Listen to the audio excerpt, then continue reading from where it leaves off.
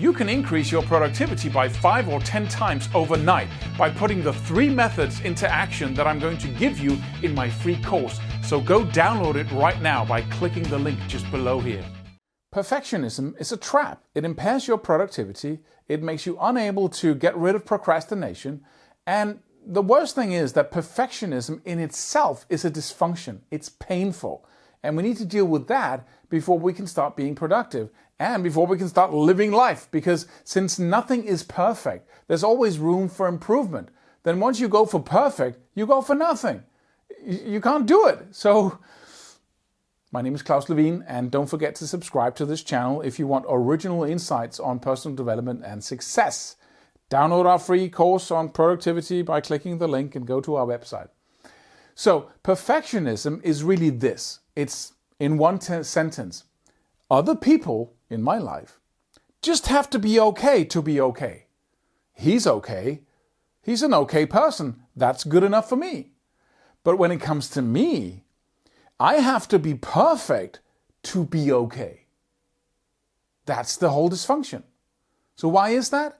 That's just a total basic belief that I just gave expression to. That I'm such a bad person, really. I'm so full of flaws. I'm so, you can give me critique and it would be okay. Really, really bad critique. You can say stuff for me and I totally understand it because I'm really a bad person. So if I have to be okay, this is normal, this is okay, I'm here. So if I go to perfect, that means I go to okay. But other people are here, they're okay. So if they just go to okay, which is just being whatever, this is Brian, and he's just being Brian. He drinks beer, a little too many beers every Friday. He goes to work. He's not as particularly ambitious, right? When he does something, he does it okay. And that's okay to me. He's an okay person. But me, oh no, if I were living his life, he's getting a little bit fat. He doesn't have the greatest of relationship with his wife. He's da-da-da-da-da. That would be totally unacceptable to me. I would just freak out. Why? Because I have to be perfect to be okay. However that looks to you, it doesn't have to be the situation. But that reminds me of my own perfectionism. So what are we really talking about? We're talking about the fact that we think we're down here and we have to work with that and we have to really look at that. Seriously, Klaus?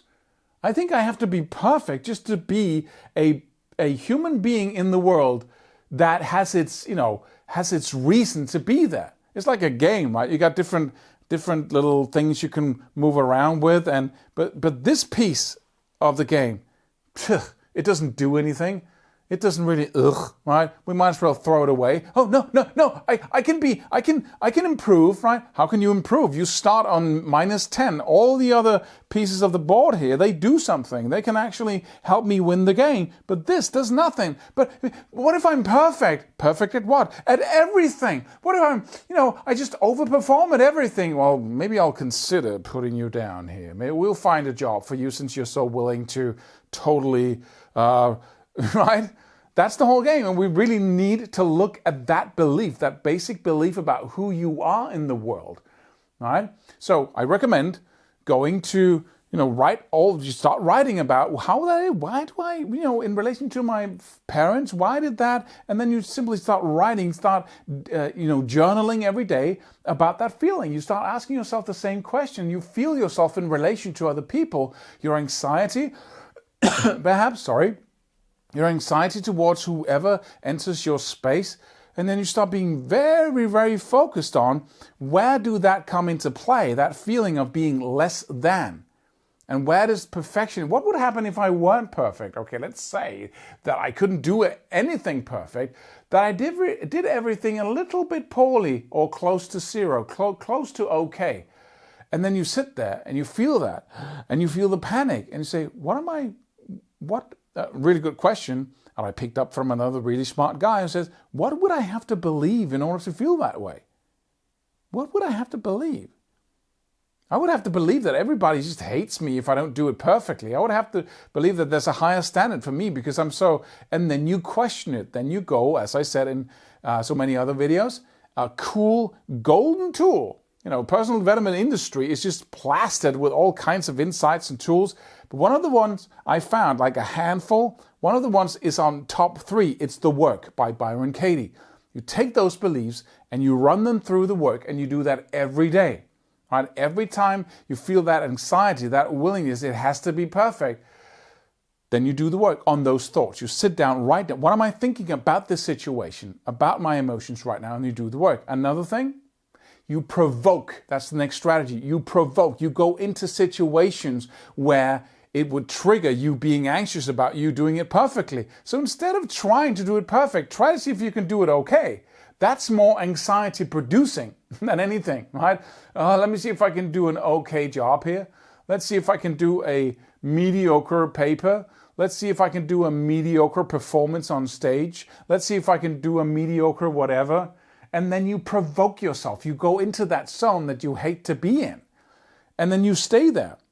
Like, if you got an elevator phobia, right?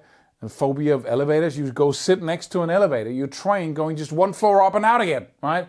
You go into that situation that you're afraid of to do one thing, to teach your body, your system, your belief system, that it's not dangerous. People don't leave you. Everything remains the same. People don't expect you to do perfectly. People don't expect anything else from you than what they expect from other people. You can be okay and still be okay, right? You simply provoke your fears. And most people are not willing to do that. We try to always stay in the same zone, in our comfort zone, right? And not go out there, not push our limits, not place ourselves in a situation so we can teach our body and our mind that this is really not dangerous. It was an illusion. It was a dream I had of me having to be perfect to be okay. And you do that over and over and over again. Put yourself in those situations. Don't make it so anxiety producing that you actually make it worse. Your condition, right, of perfectionism.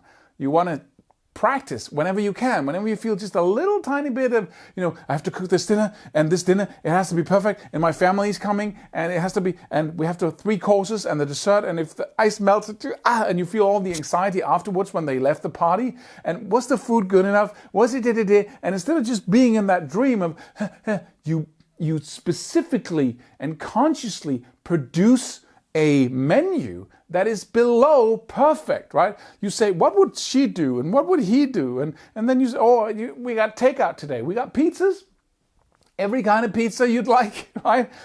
And we got these 3 sodas, whatever it is. And then you stay in that. And then so you can experience reality in a new way. You can experience the fact that people were happy anyway, right?